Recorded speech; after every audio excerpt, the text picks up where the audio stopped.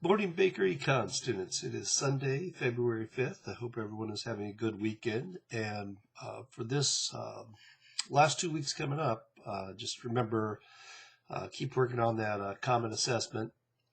And also we'll rinse and repeat this week. So you'll have the forum discussion. Good job with forum discussion, everyone. I was able to get, I believe, to everyone this week. And I should be able to do the same thing next week. But this coming week is our last forum discussion. So we're really quickly approaching the end of the course. But again, as always, if you have any questions, do email me.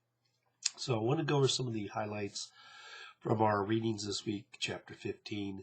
You're going to start getting the details of monopoly and antitrust and some of the laws and price discrimination. To share a story with you this past couple of weeks, I live in Bonnets Mill, Missouri during the week, and I have a pretty cheap apartment because it sets like right on the railroad, so that's my negative externality. I have to listen to that all the time.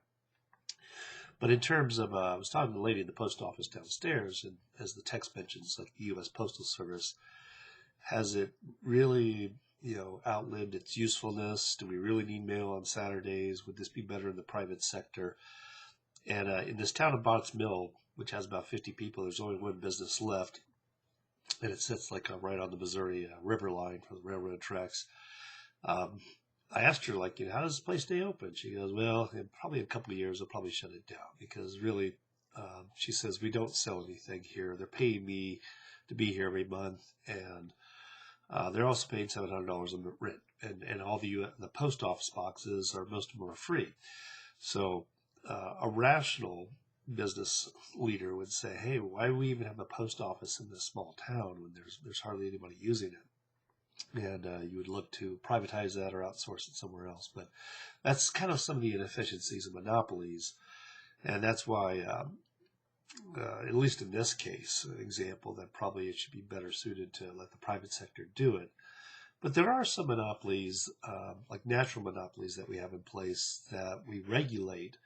We allow them to earn a normal rate return. A good example locally would be Evergy. I own some of Evergy in my retirement plan, but they put before a board every year about rate increases, and they're only allowed to do a rate increase based on what is a normal rate of return based on the risk that their investors are taking on. So the interesting thing about utility companies, I learned this from some of my Baker MBA students years ago that were engineers that worked at Black & Veatch.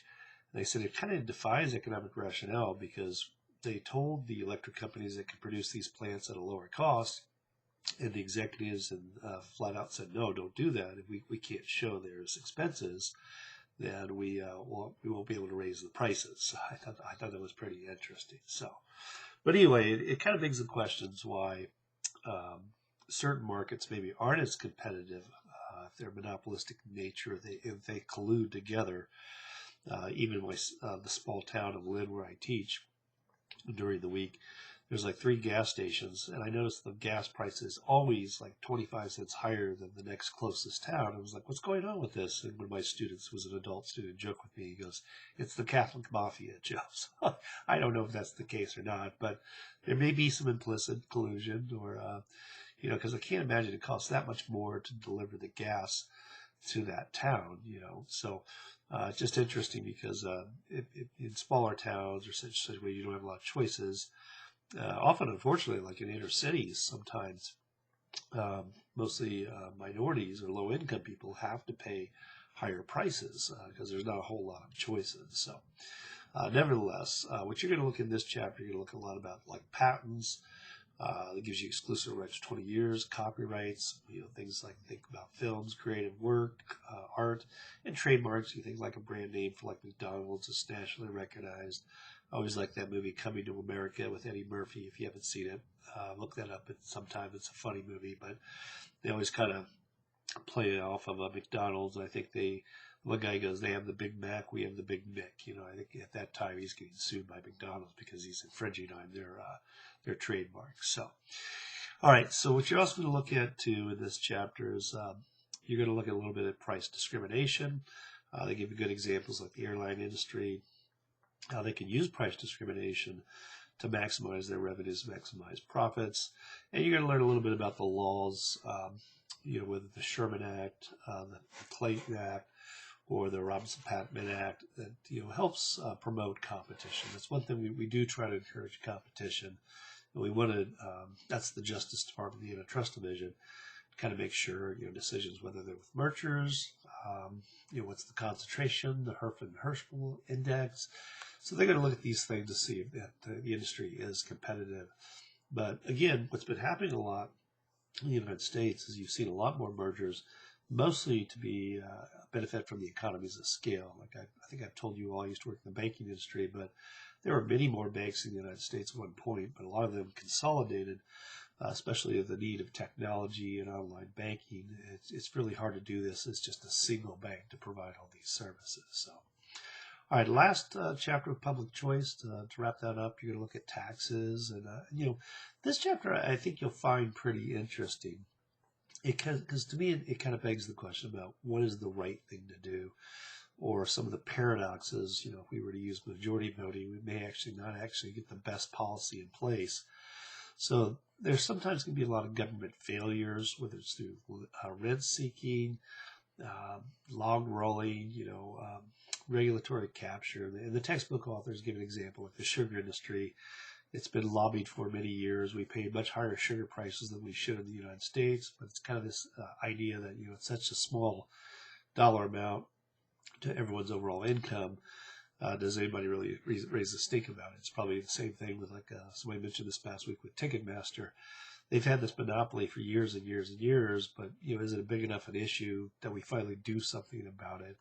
Because it is ridiculous. It's just additional fees and additional profit that they're making. It's almost like my cable company that drives me nuts. And I'm trying to remember who told me that about Hulu. I have to check it out. But they just raise the bill every month. They just tack on an additional $1 for a receiver or surcharge. And they know as long as people are willing to pay it, there's no other options.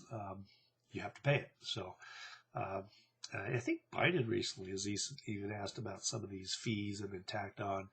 Perhaps more clarity. It's just like, if you're going to charge me fees, just put it into the price, but don't keep it on tacking on fees for the sake of just saying I'm trying to make additional profit on this. So you're going to look a little bit about our tax system, understand that about regressive taxes, sales taxes, and Social Security is a good example of regressive tax. I think right now for a married couple in the United States for 2023, it's about $160,000. Well, I should say for an individual. I'm sorry, for an individual. You only pay Social Security taxes. You and your employer pay it 7.65% up to about $160,000 in the year 2023. After that, you no longer pay it. So in that sense, it's a regressive tax. Sales taxes for like on food. For low-income individuals, this may make up a big percentage of their overall income, but as your income rises, most people tend to stick to the same amount of food. Maybe wealthier people buy a little bit better quality food, but it's definitely a regressive tax as you make more income. Our U.S. tax system for individual taxes, and I will tell you that most of our taxes are actually derived from individual taxes. And even though you may think that corporations pay a lot, they really don't. Overall, most of the income taxes represent 50% of the tax revenues for the federal government. And then you look at like Social Security, that's another 30%. So corporations overall pay a very small percentage of overall taxes. And that kind of brings into question the equity issue.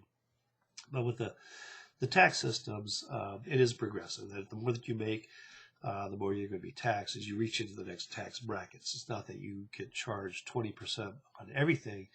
You'll start off at 10%, then 12%, and 20%. So a lot of people are doing this time of year. If you're working on your taxes, you might contribute a little bit more to an IRA to help lower your tax liability. I always tell students that tax avoidance is good. Tax evasion is bad. You go to jail. So don't do that. Don't avoid not paying your taxes. So, but definitely use every, follow the rules and try to minimize your tax liability in a manner that's correct. So, but other than that, the last thing, this chapter also talks about is just really the question of income inequality and what is the right thing to do. We know in the United States and throughout other periods of the places in the world, I mean, there's still like 3.5 million people in poverty in the world. There's about probably 15% of our population in the United States that are living in poverty. But what we've noticed over the years is that this gap between income of individuals, and also it gets bigger with net worth or equity, and it keeps growing and growing. So the question is, what is the right thing to do? Is it right that Bill Gates or the Warren Buffetts or the Ted Turners own so much of the resources? I mean, these get into fundamental questions about your economic systems. One thing I can think of recently, like in France, they've been having strikes because they want to raise the retirement age up to 64, I think from 62, and people are just living over there. But the prime minister, she's being rational. It's like, we don't do something, the system's going to fail. I mean, we're going to have to do the same thing with Social Security, that people are going to have to either pay more to Social Security, or we're going to have to continue to raise the retirement age. Right now, we're still in a good position. It's just that benefits would have to change in the future. So anyway, there should be a lot of great topics for you to post on this week, forum discussion. But if you have any questions, do send me an email. I'll probably get my next video lecture out a little bit later. I'll be traveling this coming weekend, but I should be able to get it there Sunday night at the latest, but I might be able to get it Sunday morning, so we'll see what happens. So have a great week, and we'll talk to you online.